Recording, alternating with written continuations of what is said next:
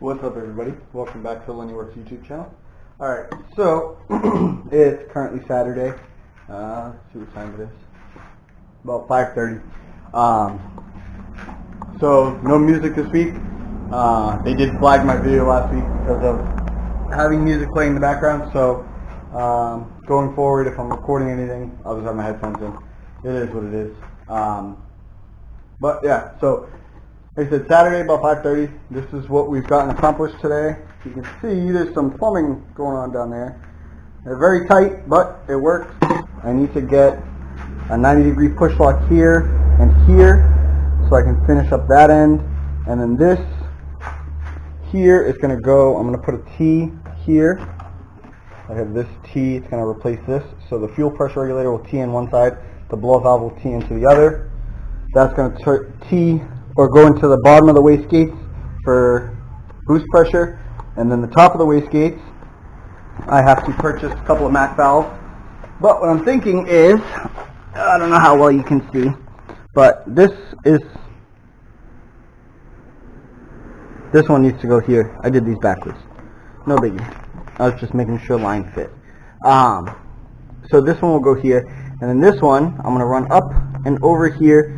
I'm going to mount the MAC valves probably right about here, and then we're going to run the line from here through the frame rail into the passenger compartment behind the passenger seat for that thing.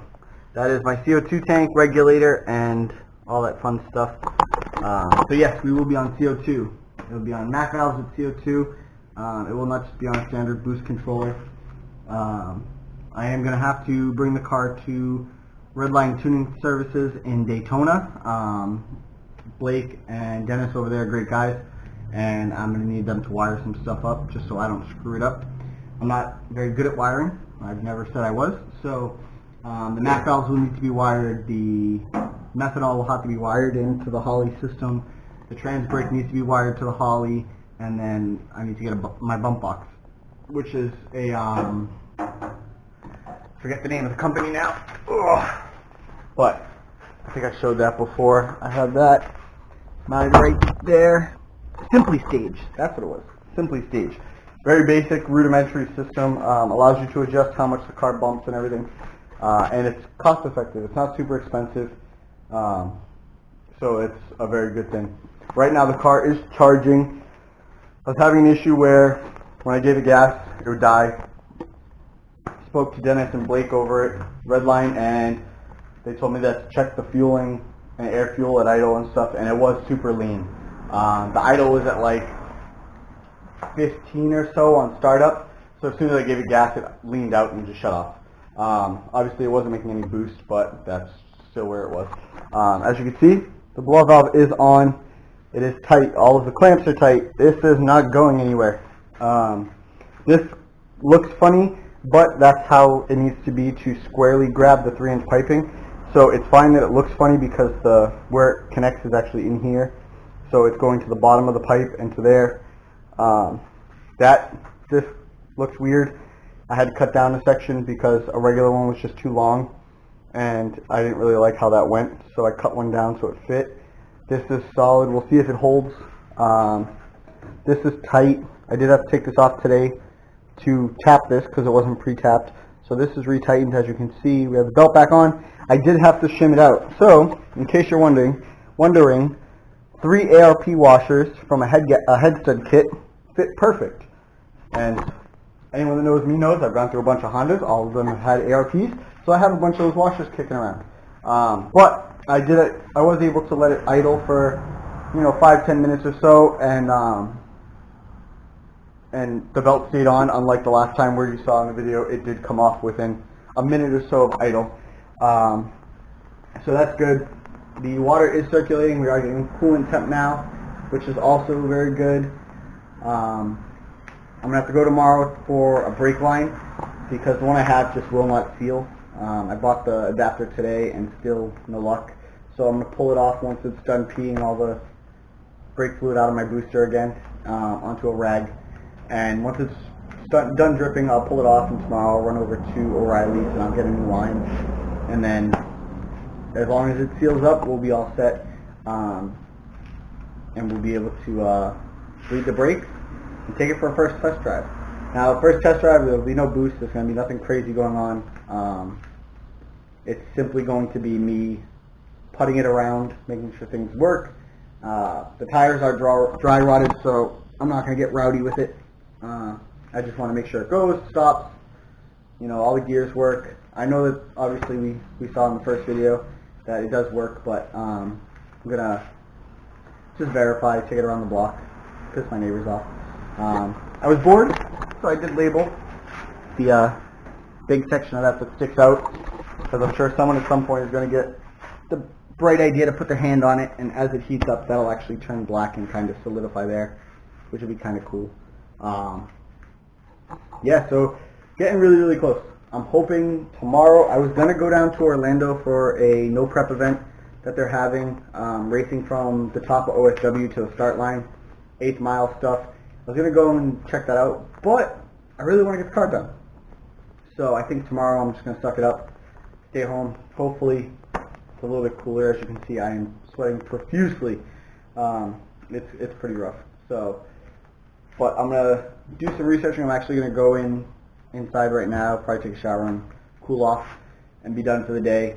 The car needs to charge because I went to add fuel when I did realize that the air fuel was off, and I wiped the map, so I had to go back in and redo it, and I tried starting it without uploading the map properly, so I killed the battery. So I'm letting it charge right now, and then it'll be ready for tomorrow to come back out and keep messing with it. But everything seems to be working, everything's clearanced, everything seems to fit. I mean, the car is small, and there's a whole lot of stuff in there, so the only thing I got to do is I'm going to clean off around the engine, make sure there's nothing where the hood goes. I'm going to put the hood back on and just make sure I didn't screw myself with where I, put that blow-off valve. It is a VS Racing blow-off valve. Now officially, everything except for the hard piping is VS Racing. It's kind of temporary. A buddy of mine has my tile, and eventually I'll switch it back out once he finds time. Busy guy, shit happens. He's just going to ship it out to me. So once that comes, I will switch this to my tile. And then the wastegates are 50mm VS Racing CO2 approved wastegates. So those are probably going to stay for a while. Eventually I might switch to the JGS piston style. Those are really nice. They're just a lot of money. So, and I'm budget friendly. So I think tomorrow we'll also work on mounting the CO2 bottle. And it's going to come straight down in there, probably right on top of the cross-member brace from the factory, and then get attached to the roll cage. That way it's accessible for me from the driver's seat. There's a quarter-turn valve on it already, which is nice, and I'm going to run some hardline into some of the push-lock stuff, just because it's going to be easier to run the push-lock stuff through here. It'll be a lot cheaper, and I can pick it up pretty easily. So. And then that will probably come through somewhere in this area, probably in this area here, run down along this frame rail over here, kind of tucked away from everything. And then, or actually no, I'm sorry, I already said, it's going to go through the frame rail. Come through the frame rail to the MAC valves where they're out of the way, and then it will tee into those, which I got to switch that because I wasn't looking at it when I did it, obviously. Turbo pressure goes to the bottom, CO2 goes to the top. That's how you pin the gate shut. We're not pinning the gate shut. Say it right now. Quite honestly, the bottle will probably not even be full the first dyno session, first track days. It most likely will just be an empty bottle just so it's plumbed in, and that's it. There's 8-pound springs in there, which is plenty to make a couple shakedown passes and make sure the car goes straight and all that. And then after that, I'll start adding dome pressure, and we'll start letting it eat. It's pretty cool. So, shout out to the Garcia brothers, built by Wolf. This is the next one. So, I will see you guys tomorrow. Alright, as you can see, it is a mess, and there's a bunch of stuff, and there's a bunch of not good stuff going on. So it's Saturday, about 3 o'clock. I ran the car this morning trying to do some adjustments in order to get it to rev out because it was dying on the startup, like I said in the previous clip. So I was able to fix that pretty well and get the car to rev a little bit. Still not perfect, still not revving out like it should, but it is at least not bogging as bad as it was. So that's positive. The negative is, as you can see from that puddle right there, the top of the wastegate, and that tube coming out of the exhaust, there is an issue. So the exhaust is foaming. Not the exhaust, I'm sorry. The oil is foaming in the exhaust. So I'm not sure if it's mixing with fuel or if it's just foaming from back pressure. What I think I just figured out is, I think the way my return line from the scavenge pump to the pan is set up, it's causing a siphon effect, and instead of pulling the oil straight out of the turbo, I think it's pulling some of the oil out of the oil pan and putting it back in the turbo, creating the buildup, and then the two oils are pushing against each other, causing it to foam. And because it really doesn't smell like E85, so I'm thinking it's just frothing from the pressure, and then it's finding its easiest way out, which is the exhaust. It's blowing through past the seals. So hopefully I didn't blow a seal. I'm going to have to go this week and pick up some dash 10 line and redo that potentially.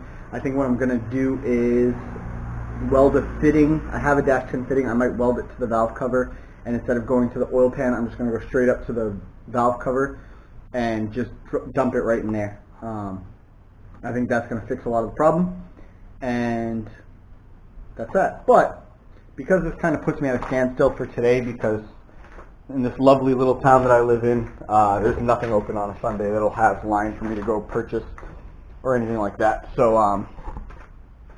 what I'm going to do is I'm going to take a quick run over to AutoZone, and see the hood? It has a nice fleece blanket on it. Well, that's going to be our new fiberglass hood.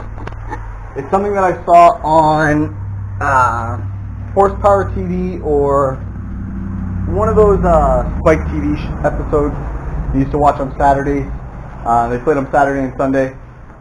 I saw it. I shared it with a local LS swapped RX-7 guy. His name's Nate. Has a badass RX-7 from North Carolina, South Carolina, one of the Carolinas.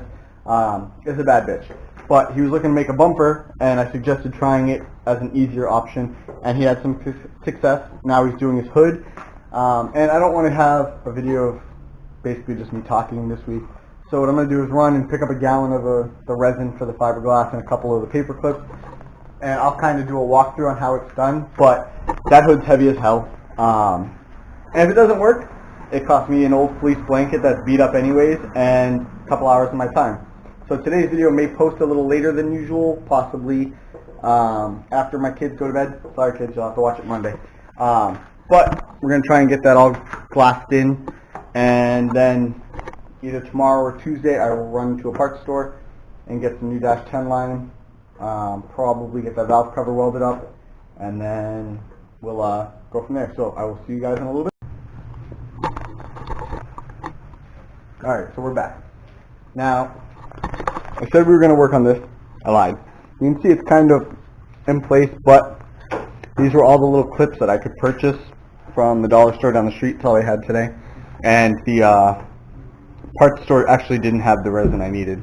They said they did. I got there. It was wrong. So you can kind of see how it's going to be. It's got this nice little taper here. I'm not going to suck it in to be on this cowl. I like this little flare here. This is just to give you an idea. Obviously I'm going to flip this around so that this stuff here is not here. This is an old shop one that I used to lay on and stuff when I was working on cars, so it's already beat up, so it's not going to hurt nothing. We'll flip it inside out, and then I'll get it to match this kind of all the way. You can see I did like the headlight area. But for now, what I'm working on is I removed that T-fitting. You can see that line just hanging there. I just put the T over there, but I removed the T. I'm going to double check and make sure for whatever reason the pump's not running backwards and sucking when it should be pulling, or pushing when it should be pulling. And then you can see the fitting here. I think this is where we're going to go to. I think I have to buy a 90 to put on that line, but that line should be able to come up kind of tight to here and then just 90 onto that once I get that all welded in. And hopefully that'll fix the problem, and we can stop spewing foamed up oil all over everything. So that's what I'm going to work on right now. I got some music playing and whatnot, so, I mean, sunflower seeds. But, we get this all sorted out, and then that'll be it. So, as always, comment, like, share, subscribe, and get up and get after it.